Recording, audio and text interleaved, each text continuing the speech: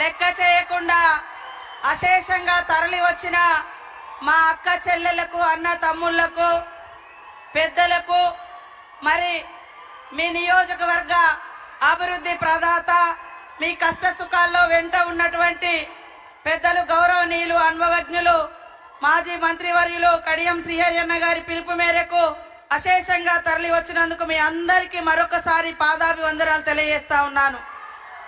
మన నాయకుడు చెప్పిందే చేస్తాడు, చెయ్యగలిగేదే చెప్తాడు. మరి అదే మన సీఎం రేవంత్ రెడ్డి గారి యొక్క నైజం.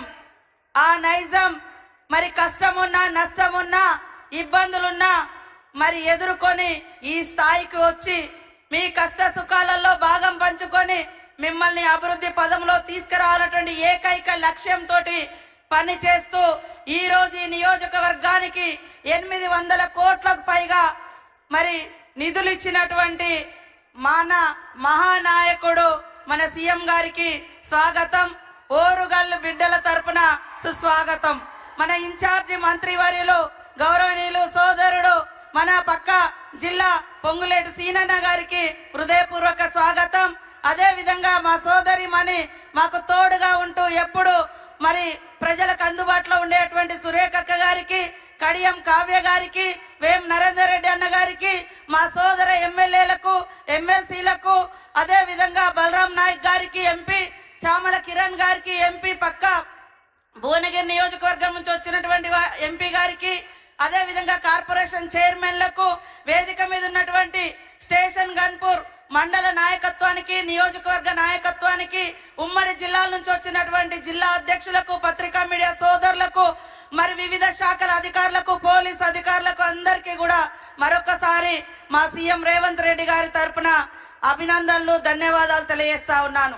కాంగ్రెస్ అంటేనే సంక్షేమం, కాంగ్రెస్ అంటేనే అభివృద్ధి, కాంగ్రెస్ అంటేనే సామాజిక న్యాయం, కాంగ్రెస్ అంటేనే మహిళా నాయకత్వాన్ని, మహిళల్ని మరి అభివృద్ధిలోకి తీసుకురావడం, కాంగ్రెస్ అంటేనే ఉద్యోగ ఉపాధి కల్పించడం, కాంగ్రెస్ అంటేనే విద్యా అర్హతను పెంచడం, కాంగ్రెస్ అంటేనే పేదలకు గూడు గుడ్డ ఇవ్వడం. ఇవన్నింటినీ ఈ రోజు పట్టుకొచ్చినటువంటి మన నాయకుడు మన సీఎం గారు రేవంత్ రెడ్డి గారని ఈ సందర్భంగా తెలియజేస్తా ఉన్నాను. నిన్నటి దాకా మనం తెలంగాణ వస్తే ఇంటింటికో ఉద్యోగం అని రంగుల ప్రపంచాన్ని చూపించినటువంటి బీఆర్ఎస్ 10 ఏళ్లలో ఎన్ని ఉద్యోగాలు వచ్చినాయంటే మొత్తం 84,000 ఉద్యోగాలు కూడా రాలే. కానీ 10 నెలలలో 57,000 ఉద్యోగాలు ఇచ్చినటువంటి ఘనత మరి మన సీఎం రేవంత్ రెడ్డి గారిదని నేను ఈ సందర్భంగా తెలియజేస్తా ఉన్నాను. 10 ఏళ్లలో బీఆర్ఎస్ పార్టీలో కనీసం 2 లక్షల ఇల్లులు కూడా రాలే. కానీ ఏకకాలంలో 4.5 లక్షలకు పైగా ఇల్లులకు మంజూరు ఇచ్చినటువంటి ఘనత సీఎం రేవంత్ రెడ్డి గారిది.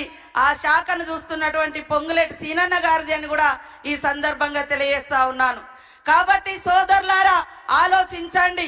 ఇవాళ ఉద్యోగాలు మేము ఇస్తుంటే కళ్ళల్లో నిప్పులు పోసుకుంటున్నారు, పేదోళ్ళకి ఇల్లు ఇస్తుంటే ఓర్వలేకపోతున్నారు బీఆర్ఎస్ వాళ్ళు, మహిళలను ముందుకు తీసుకొస్తుంటే మరి రకరకాల మాటలు మాట్లాడుతున్నారు.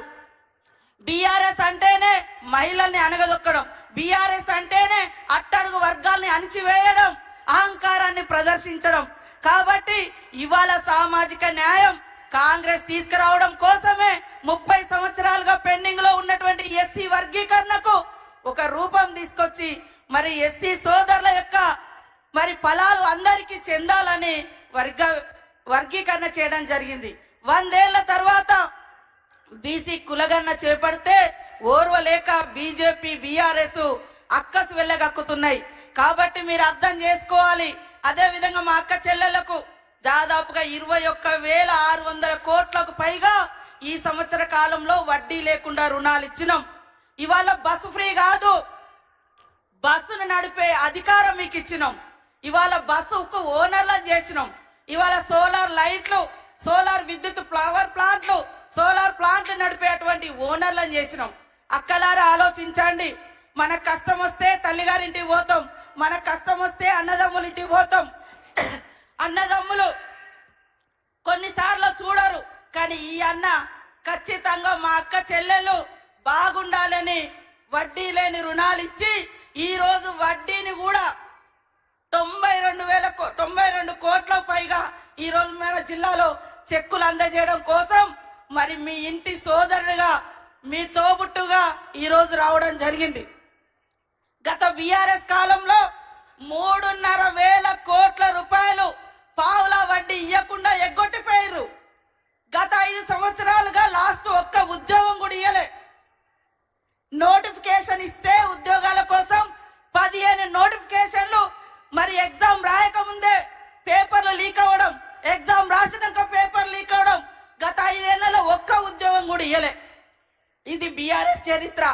బీజేపీ ఏం చెప్తుంది, ఇక కులము మతము అంటారు తప్ప ఏ కులానికి కూడుబెట్టలేదు, ఏ కులం ఆత్మగౌరవాన్ని పెంచలేదు, ఏ మతానికి వాళ్ళు విలువనివ్వలేదు, ఏ మతానికి వాళ్ళు మరి చేరువగా వాళ్ళ యొక్క అభివృద్ధిని కాంక్షించలేదు. కేవలం వాళ్ళు కుల మతాలు రెచ్చగొట్టేది ఓట్ల కోసం, అధికారం కోసం.